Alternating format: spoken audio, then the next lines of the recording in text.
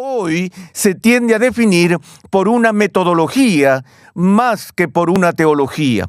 Y en los llamados círculos evangélicos de hoy en día prolifera el mismo tipo de pluralismo que vemos en el liberalismo histórico.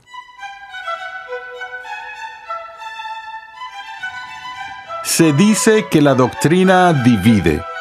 Por lo tanto, se supone que la doctrina es un obstáculo para la unidad cristiana. Bienvenido a Renovando tu Mente con el Dr. R.C. Sproul, mientras continuamos con la tercera entrega en una interesante serie de enseñanza de 9 lecciones que hemos titulado La novia de Cristo. En esta serie, el Dr. Sproul ofrece una visión general de la eclesiología, es decir, la doctrina de la Iglesia, a la vez que explica cómo la verdad de las Escrituras es la base de la unidad de la Iglesia y analiza las características de una Iglesia bíblica. La unidad de la Iglesia del Nuevo Testamento debe ser una unidad de fe, una unidad basada en un compromiso común con la verdad y el Evangelio. En nuestros días, sin embargo, muchos buscan una unidad basada en ignorar el contenido de nuestra fe. Acompáñame al salón de clases a escuchar una vez más al Dr. R.C. Sproul mientras explica por qué cualquier unidad cristiana que ignore la doctrina cristiana es una unidad no cristiana.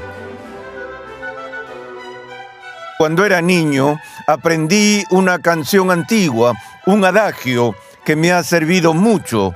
Estoy seguro de que todos ustedes la reconocerán al oírla. Dice más o menos así: los especímenes ornitológicos de plumaje similar tienden a congregarse habitualmente en la mayor proximidad posible. Todos sabemos lo que eso significa, ¿cierto? Aves del mismo plumaje vuelan juntas. Uno de los especímenes ornitológicos, ¿verdad? Las aves del mismo plumaje o un plumaje similar vuelan juntas. Tenemos una tendencia de querer congregarnos con personas que tienen valores similares y puntos de vista similares. Personas que aprecian lo que nosotros apreciamos y tendemos a congregarnos de acuerdo con eso.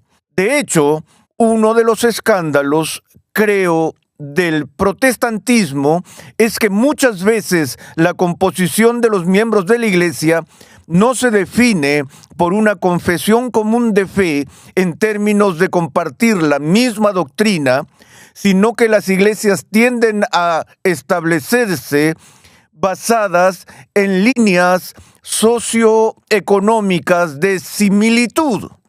Este es uno de los aspectos que siempre he respetado de la Iglesia Católica Romana, es que la Iglesia esté establecida según el concepto de parroquia. No tienes la primera, segunda, tercera, cuarta y quinta Iglesia Católica Romana en la misma manzana de la ciudad, como sucede con la primera bautista, la segunda bautista, o la primera presbiteriana, la segunda presbiteriana, la tercera presbiteriana, etc. Con frecuencia doy conferencias en Filadelfia en la 10ª Iglesia Presbiteriana. No sé qué pasó con la 9ª Iglesia Presbiteriana, pero la unidad del Nuevo Testamento es una unidad que debe ser una unidad de fe. La Iglesia Católica ha dicho: tendremos personas que son gerentes, obreros de varios orígenes étnicos, diversos orígenes económicos, todos en la misma congregación. Creo que es una práctica maravillosa porque la Iglesia no debe dirigirse a un grupo demográfico en particular. Toda la sociedad está llamada a participar en el cuerpo de Cristo. En la comunidad del Nuevo Testamento no había una iglesia bautista en Éfeso y una iglesia presbiteriana en Éfeso y una iglesia luterana en Éfeso. Era la iglesia de Éfeso. Había una iglesia allí. Por supuesto, eso puede ser cierto hoy en día en pequeños pueblos y ciudades, pero en su mayor parte tenemos esta proliferación. Pero de nuevo, la unidad de la que habla el Nuevo Testamento es una unidad de fe, donde la gente se reúne debido a un compromiso común con la verdad y el Evangelio. En nuestros días, hemos visto intentos de encontrar la unidad, por un lado, estrictamente a través de estructuras organizativas visibles. Otra forma en la que intentamos encontrar la unidad es concentrando nuestros esfuerzos en lo que podría llamarse unidad espiritual. Recuerdo que en los años 70, cuando estaba en Pensilvania, en el Centro de Estudios Ligonier, recibimos a un grupo de cristianos que habían venido de Francia a visitarnos. Era un grupo carismático de cristianos, pero aunque compartían su experiencia carismática, procedían de una gran diversidad de trasfondos eclesiásticos. Algunos eran luteranos, católicos romanos, pentecostales y otros presbiterianos. Lo pasé muy bien con ellos. Hablaban con mucho gozo y entusiasmo de la unidad que habían experimentado al ser uno en el Espíritu. Con la llegada del movimiento carismático, la canción Somos Uno en el Espíritu se hizo muy conocida entre los cristianos de todo el país. Estas personas estaban realmente emocionadas y estaban felices de poder disfrutar de la comunión que disfrutaban unos con otros a pesar de las barreras de su trasfondo denominacional. Me hablaban de ser uno en el Espíritu. Me asombró su evidente sentido de unidad y les dije, ¿cómo han podido superar algunas de las graves diferencias históricas que tienen? Ellos dijeron, bueno, ¿cómo qué? Por ejemplo, mencioné un par de ellas. Hacer eso fue un error, porque 5 minutos después estaban peleándose por esos temas. En otras palabras, fueron capaces de tener su unidad siempre y cuando dejaran de lado sus diferencias doctrinales. ¿Y puedes sentir la tensión que eso produce? Por un lado, hay algo extremadamente positivo sobre la comunión y la unidad espiritual que era real, que pudieron disfrutar, y que los cristianos deberían poder disfrutar de la comunión con cristianos de otras denominaciones, me parece a mí. Pero el lado negativo, el peligro de eso, es tratar de ignorar o pasar por alto las diferencias doctrinales por completo. Esa parece ser la tendencia de nuestra cultura actual y el axioma de nuestros tiempos es la afirmación, la doctrina divide. ¿Cuántas veces has oído decir eso de la doctrina divide? Permítanme preguntar a mi audiencia en el estudio, ¿cuántos de ustedes están de acuerdo con esa afirmación de que la doctrina divide? Déjenme ver sus manos, casi todos. De hecho, creo que todos levantaron la mano. Yo estoy de acuerdo. Creo que es cierto, históricamente, la doctrina tiende a dividir a la gente. No creo que haya ninguna duda al respecto. En primer lugar, permítanme preguntar, ¿por qué divide? No parece dividir a la gente en la comunidad liberal, tanto como lo hace entre los conservadores. Los evangélicos parecen estar siempre peleándose entre ellos por la doctrina, mientras que la tendencia en las instituciones liberales y parte del orgullo de ser liberal es ser de mente abierta y tolerante y pluralista. ¿Cómo es que han sido capaces de alcanzar un nivel tan alto de tolerancia hacia puntos de vista distintos a los suyos? Mientras que los conservadores están convencidos de sus posturas y se pelean por todo. No creo que esto lo explique del todo y puede que sea un poco simplista, pero algo que se me ocurre con frecuencia es que lo que he encontrado en el lado liberal de la Iglesia es esta postura tolerante hacia la teología siempre que no sea ortodoxa, siempre que no sea conservadora. Con esa teología sí que se tornan muy vociferantes al respecto y te topas con liberales de mente estrecha. Pero pienso, y honestamente lo creo así, y es algo terrible de decir, pero lo creo así, que la razón básica por la que las iglesias liberales son capaces de tolerar una variedad tan amplia de doctrinas es porque la doctrina no les importa en lo absoluto. No se apasionan por el contenido de la fe cristiana. Mientras que en el entorno conservador, la gente está dispuesta a dar su vida por la verdad de las Escrituras y por la verdad de Dios, porque consideran que estos temas tienen una relevancia eterna. Creo que la acusación más contundente contra el liberalismo del siglo XIX fue la que lanzó el teólogo suizo Emil Brunner en su obra clásica Das Mittler o El Mediador, en la que hablaba de la cristología que se desarrolló o degeneró en la teología del siglo XIX y que acabó con la negación de la deidad de Cristo y su expiación y otros temas. Pero Brunner dijo que podía definir la esencia del liberalismo del siglo XIX en una palabra, y la palabra era anglava o incredulidad. Incredulidad. Dijo que el liberalismo del siglo XIX fue un monumento a la incredulidad. Estoy de acuerdo con él. Ahora puedo ver por qué ese entorno puede ser tan tolerante con respecto a los principios de las declaraciones de credo del cristianismo, porque eso no les importa. Pero los credos sí les importan a los creyentes, porque a los creyentes les preocupa el contenido de su fe. Los creyentes que intentan al menos ser fieles a las Escrituras, si es que leen sus Biblias, saben que prácticamente en cada página de las epístolas del Nuevo Testamento hay una exhortación con respecto a guardar la verdad de la fe una vez entregada. Y también verán que Pablo, por ejemplo, está muy preocupado cuando da su consejo a Timoteo y a Tito y a otros de cuidarse de aquellos que socavarían la verdad de la fe apostólica por medio de la falsa doctrina. De nuevo, la controversia más volátil en la historia de la teología fue la Reforma del siglo XVI, porque esa doctrina era la doctrina de ¿qué es el Evangelio? No era un tema periférico, un asunto secundario o un detalle menor, sino que se luchaba por el asunto básico: ¿qué debo hacer para ser salvo? Lutero, por supuesto, soportó grandes dificultades y la hostilidad de multitudes de personas por el furor de la controversia que arreciaba. Hacia el final de su vida, Lutero hizo esta observación. Dijo: hemos visto la luz del Evangelio abrirse paso en nuestros días e iluminar las tinieblas. Recuerden el lema de la Reforma: post tenebras lux, después de las tinieblas luz. Lutero dijo que sería inevitable que en un corto periodo de tiempo la verdad del Evangelio se ocultara una vez más en la oscuridad.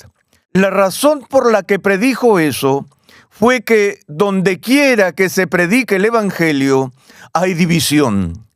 Y donde quiera que se predique el Evangelio brota la controversia. Y la gente no quiere una controversia continua. Queremos paz.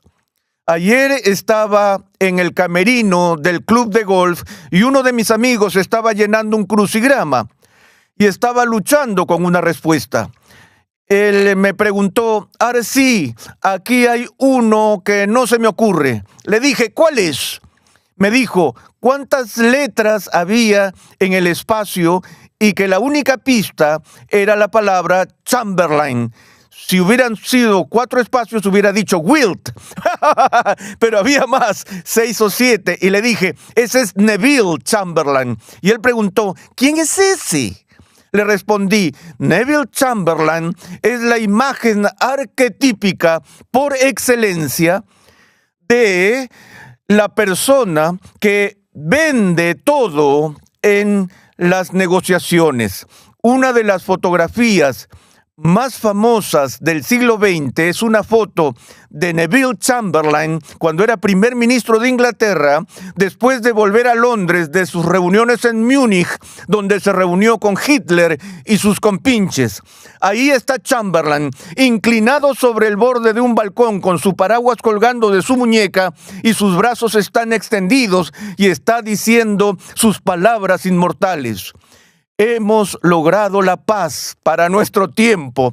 En el mismo momento en que Hitler estaba movilizando la Blitzkrieg de Europa del Este. Y al ver una imagen como esa del pasado, pensamos en las personas que prefieren tener paz a cualquier precio.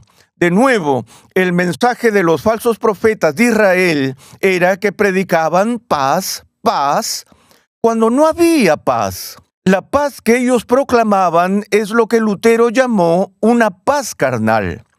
Lutero dijo que cuando el evangelio es predicado con pasión y con exactitud, no trae paz. De hecho, nuestro Señor mismo dijo: no he venido a traer paz, sino espada. No es que estemos llamados a usar las armas del combate militar para promover la extensión del reino, sino que debemos ser pacificadores, personas pacíficas, tolerantes, amables y pacientes.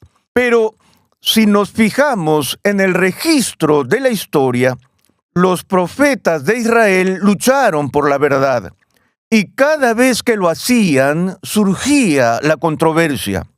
John Stott escribió una vez un pequeño libro titulado Las controversias de Jesús. No solo un Cristo controversial, sino Cristo el que generaba controversias.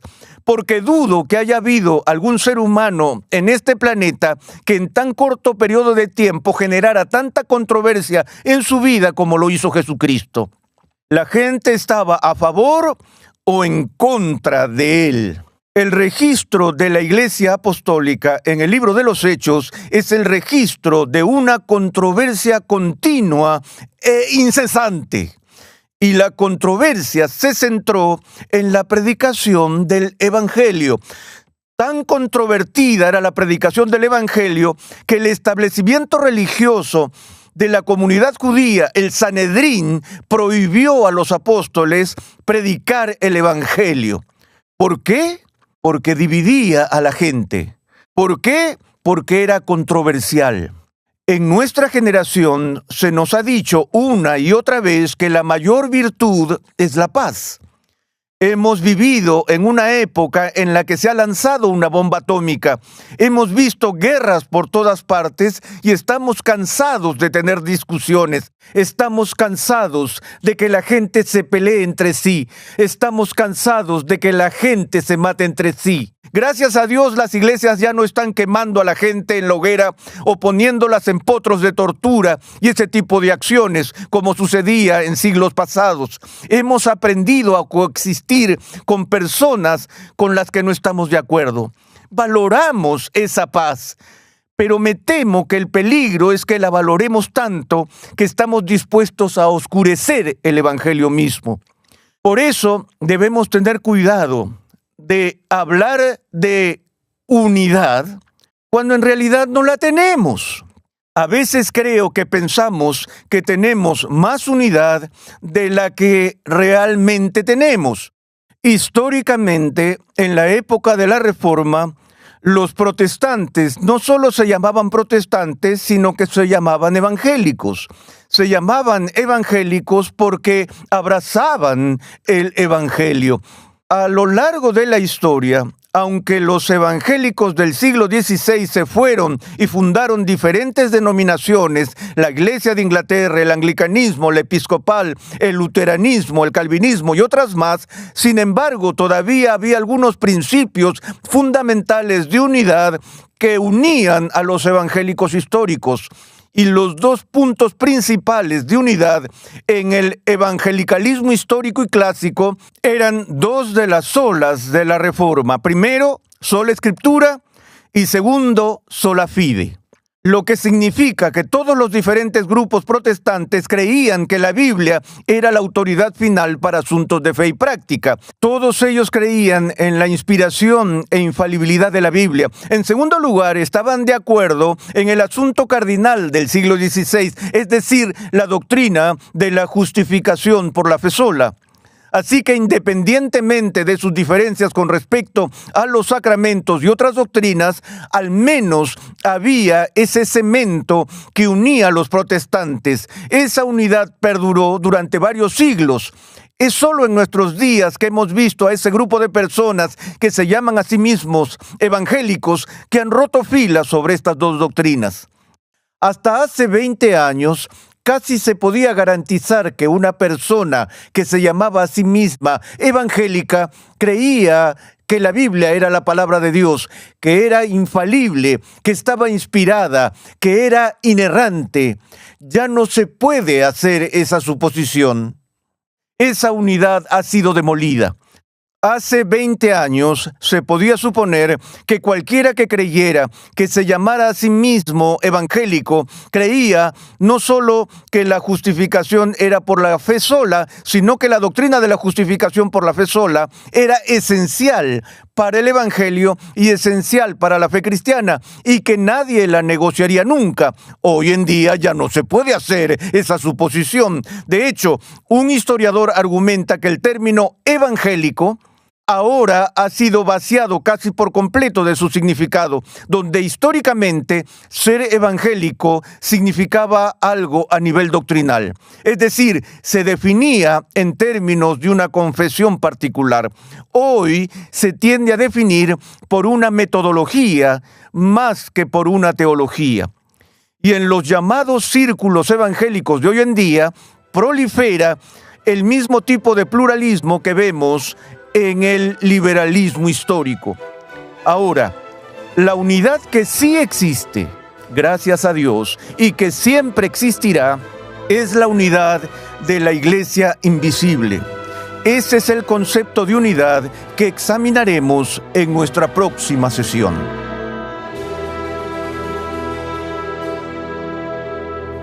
Estás en sintonía de Renovando tu Mente con el Dr. R.C. Sproul.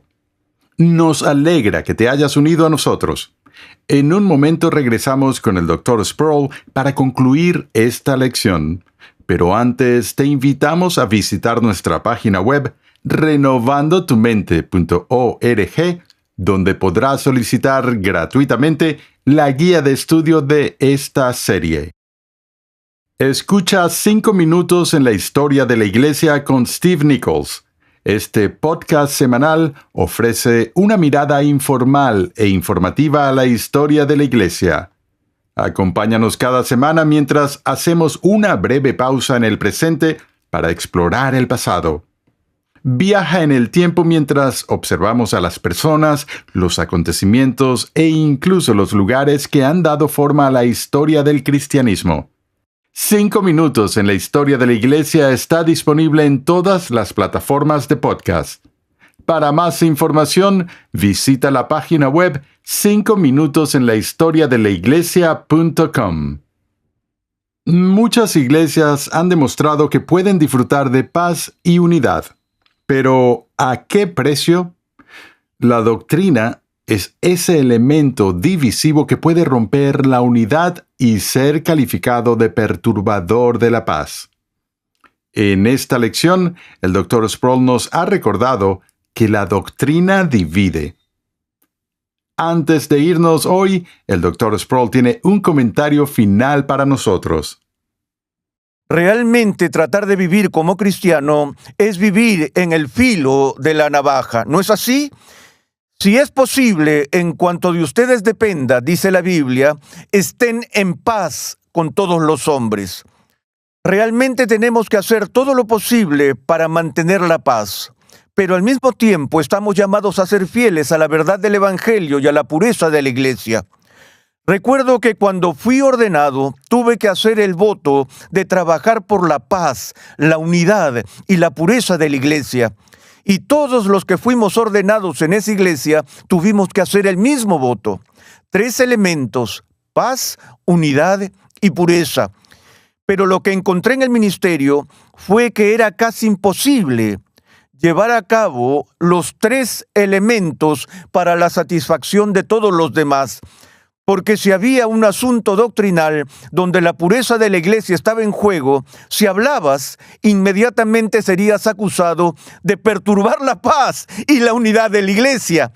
Así que la idea era que la única manera de trabajar por la paz y la unidad de la iglesia era olvidarse de la pureza de la iglesia. Entonces, ¿cómo lo haces?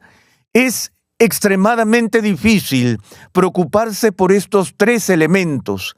Sin embargo, creo que es nuestro deber como cristianos trabajar por los 3. Jesús dijo a sus discípulos que en la iglesia habría tanto cizaña como trigo. Dentro de la iglesia hay meros profesantes de la fe, así como verdaderos creyentes. Teológicamente, esta diferencia se ha descrito en términos de la iglesia visible e invisible. En el siguiente episodio de Renovando tu Mente, R.C. Sproul examina y explica el significado de esta doctrina crucial. Una de las advertencias más aterradoras que Jesús da al final del Sermón del Monte es que en el último día muchos vendrán a Él diciendo: Señor, Señor, ¿no hicimos esto en tu nombre y no hicimos eso en tu nombre? Él les va a decir: jamás los conocí, apártense de mí los que practican la iniquidad. Renovando tu Mente es una producción de los Ministerios Ligonier, la confraternidad de enseñanza fundada por el Dr. R.C. Sproul. Nuestra misión, pasión y propósito es ayudar a las personas a crecer en su conocimiento de Dios y su santidad. Suscríbete a nuestro canal en YouTube, Ministerios Ligonier, y disfruta de todo el material de enseñanza que estamos produciendo completamente gratis y en español. Te invitamos a escuchar nuestro siguiente episodio y a unirte a nuestra gran comunidad virtual en las redes sociales.